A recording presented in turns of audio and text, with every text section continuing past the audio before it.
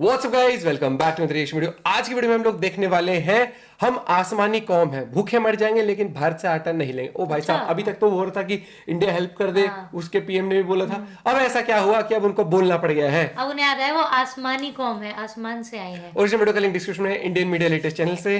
और देखते हैं आज किसने पब्लिक इंटरेक्शन में क्या बोला है। 1 2 3 लेट्स गो। बहुत दूर की बात है और हमारा अजली दुश्मन उस सांप की तरह है जिसको जितना मर्जी दूध पिलाया जाए लेकिन वो डंक मारने से फिर भी बाज नहीं आता। ये तो खुद है। भारत एक हासिल दुश्मन, उससे तो मैं इतनी सख्त नफरत है कि जिसकी इंतहा नहीं। ओ भाई साहब, मरो फिर भूखे, उसको तो हमारा बच चले तो पूरे को उड़ा दे हम।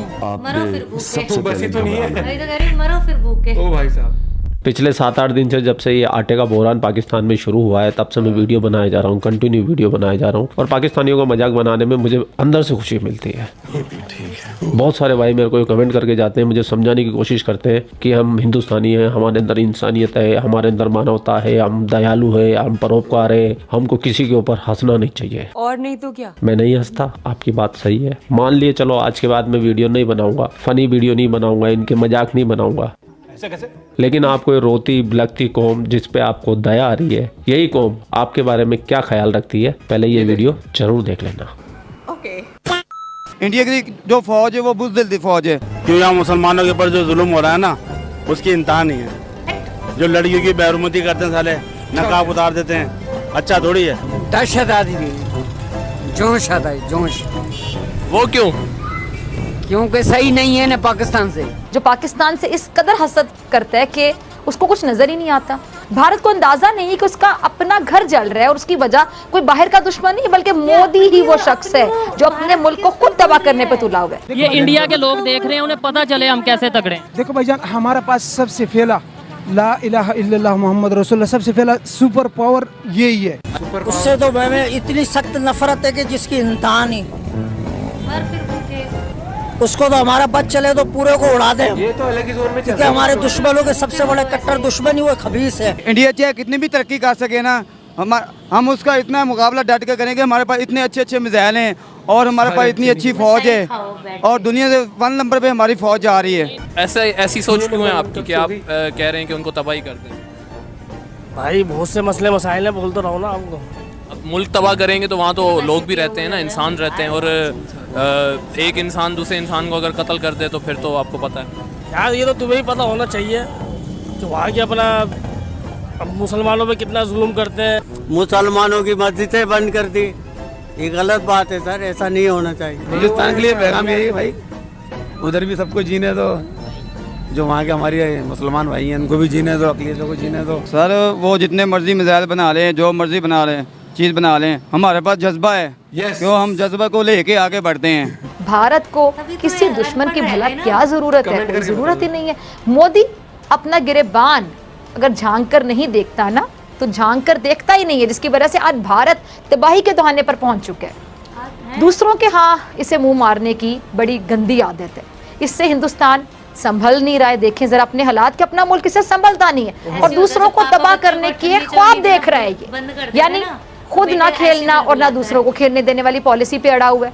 अच्छा, पाकिस्तान को FATF की ब्लैक लिस्ट में धकेलना भी चाहता है ये। वो तो हिंदू लोग हैं, हम मुसलमान, हमारे पास जज्बा है, हम पीछे हटने वाले नहीं हैं, वो पीछे भाग जाते हैं। तो इंशाल्लाह हम डट के मुकाबला करेंगे। ये हिंदू है, ये गैर मुस्लिम है, इसका ईमान नहीं है, ये क्या बेईमान लोग। चलो अभी मैं अभी चैलेंज करता हूँ, मैं अभी चैलेंज करता हूँ, कोई भी गैर मुस्लिम लेके आओ, हमारा दाढ़ी चिट्टा है वो जवान लेके आओ, हम उसको शिकस्त देंगे। हम उसको ऐसी लिकार मार के गैर मुस्लिम को, चाहे वो पाकिस्तानी हो, चाहे वो इंडियन हो, चाहे वो इसराइल हो, कोई भी, हम उसकी लिकार मार के उसको हम बताते हैं चलो तुम लिकार को फार करवा दो। हम हालांकि हमारा दाढ़ी चिट है, फिर भी हमारा अल्हम्दुलिल्लाह ला इलाहा इल्लल्लाह मोहम्मद रसूलुल्लाह इसके अंदर है। हम पाकिस्तान के शेर हैं, हमारी फौज से अलग रहेगी और हमारे जैसे शेरों से इंडिया मुकाबला करके देखे, हम अपने जैकेटों के साथ बम बन के उनके अंदर बढ़ जाएंगे तो भाई मार देंगे उनकी। इंसानियत मोदी जैसे 2 नंबर शख्स पर थू थू कर रही है, लेकिन जिसने कहते हैं ना कि शर्म बेच खाई हो, उसे भला क्या असर होगा। और दूसरी तरफ पाकिस्तान जैसा मुल्क जो मनी लॉन्ड्रिंग के खिलाफ, करप्शन के खिलाफ, दहशतगर्दी के खिलाफ ठोस इकदाम उठा रहा कॉमेडी है। शो होता है। पाकिस्तान वो मुल्क जो मुल्क से दहशतगर्दी खत्म कर चुका है, पाकिस्तान वो मुल्क जिसने दहशतगर्दी के खिलाफ अजीम कुर्बानियां दी, इसके बावजूद FATF की तलवार इसके सर पर लटक रही। तो आप मुझे ये बताइएगा कि हम इंडिया से आज तक 4 जंगें लड़े हैं, 4 जंगों की शुरुआत किसने की और जीता कौन है? सर अल्हम्दुलिल्लाह 4 जंगों में से तो ऑलमोस्ट पाकिस्तानी जंगें जीता है, ठीक है। हमने सिर्फ उनको जहाँ पे हमने देखा कि हमसे ज्यादती ना हो जाए, उनका नुकसान ना हो जाए, ठीक है, वहाँ पे हमने सरेंडर कर दिया अल्लाह की खातिर, ठीक है, उनको माफ कर दिया। और उन्होंने इस चीज का इशू बना के जी हम जीत गए। भाई आप जीत नहीं सकते, आपकी औकात नहीं है, आप मुसलमानों से जीत सकते। कौन है ये लोग? क्या कॉन्फिडेंस है भाई का? कहाँ से आते हैं? अनपढ़ बेरोजगार। तो क्या हमें इंडिया से आटा लेना चाहिए? क्या इंडिया से मांगना चाहिए आटा या नहीं? इंडिया से आटा लेने से बेहतर है कि हम खुदकुशी कर लें। कैसे? जब हमारा सबसे बड़ा मुल्क दुश्मन है, इस्लाम का दुश्मन है, तो हम मुसलमान हैं, हमने ये खिता हासिल किया था ला इलाहा इल्लल्लाह मुहम्मद रसूलुल्लाह के लिए। हाँ, तो इंसानियत का प्रचार करने वाले मेरे भाइयों, जो तुमने मुझे भर भर के ज्ञान दिया है, अब मुझे ज्ञान दीजिए और मुझे बताइए कि अब मुझे इन पाकिस्तानियों के साथ में क्या करना चाहिए। आगे का क्या सोचा है? अब आपको जैसा उचित लगे, आपका असीमित ज्ञान कमेंट सेक्शन में मुझे दीजिए, जिसे मैं ग्रहण करके अपने आगे का मार्गदर्शन तय करूँगा। लेकिन हकीकत तो ये कौम कभी भी दया की पात्र नहीं है। इस कौम ने सबसे पहला जख्म 1947 में दे दिया था, और उस जख्म के घाव भरे भी नहीं थे कि 1948 में इन्होंने कश्मीर में धावा कर दिया। जैसे तैसे भारत प्रगति की तरफ जा रहा था, इन्होंने 65 में हमला कर दिया। चाइना ने अटैक करके हमारी कमर तोड़ दी। उस कमर तोड़ू माहौल के अंदर इसी पाकिस्तान ने हमारे ऊपर अटैक कर दिया था, जबकि हमारे देश में चल रहा था अकाल। अमेरिका से लाल गेहूं इम्पोर्ट करके हम हमारी आवाम को खिला रहे थे, जो अमेरिकन अपने जानवरों को खिलाते थे। उस वक्त पाकिस्तान ने हम पे दया नहीं की थी, हम पे अटैक किया था। 1965 युद्ध की हिस्ट्री पढ़ लीजिएगा आप, तो शायद आपकी ये इंसानियत कहीं पानी लेने चली जाएगी।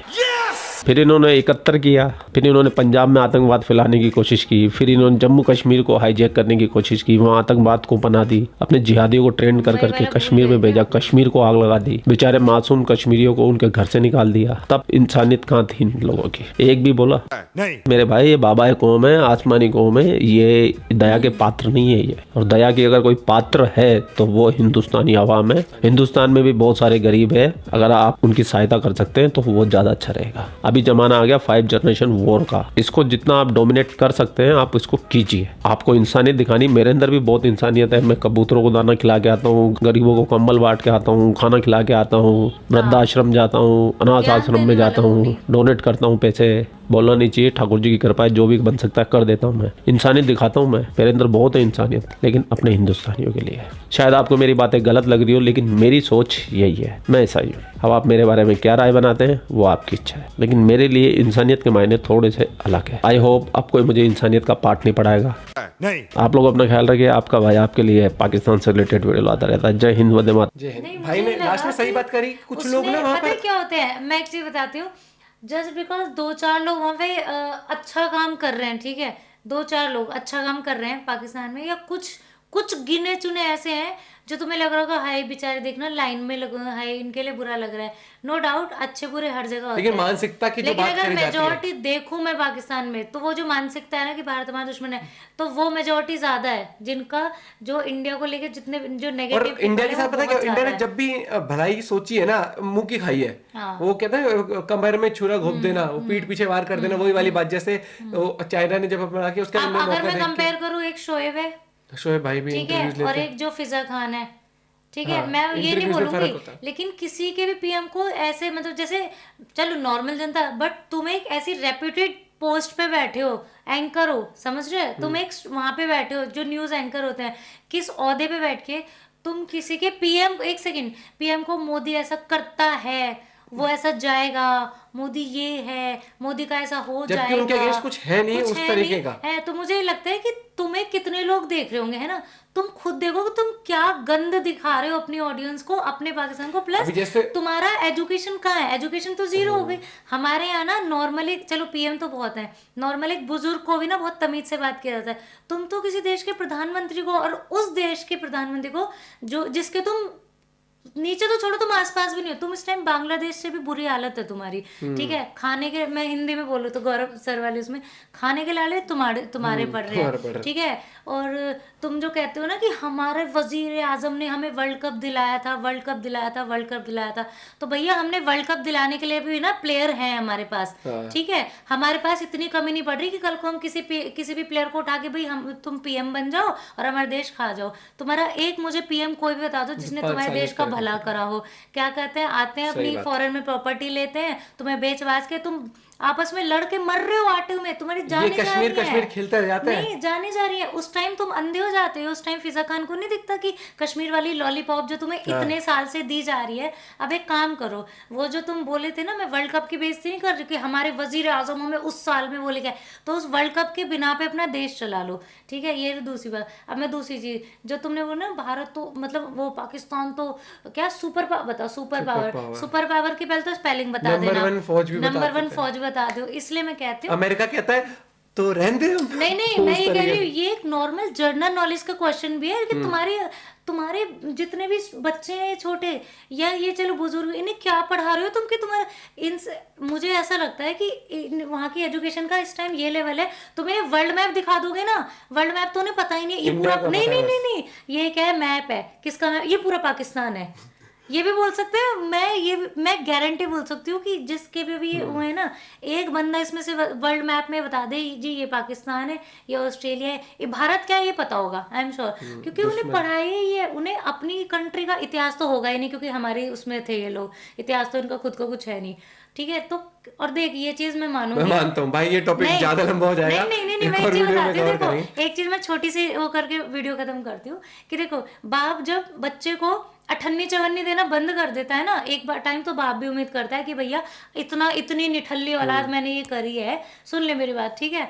तो अब जाके कुछ खुद से कुछ कर खाएगी, लेकिन ये क्या है, पहले तो अय्याशी करनी है इस औलाद को। ये भारत की वो वाली औलाद है कि ये गलती से पैदा तो हो गई, अब इसको अय्याशी करनी, पैसे वो मिल नहीं रहे, अब उससे मिलते हैं आपसे एक वीडियो के साथ। ये तो भड़क चुकी है, अपना पॉइंट ऑफ शेयर करना ना, बाय बाय, बोलते हैं यार, टेक केयर।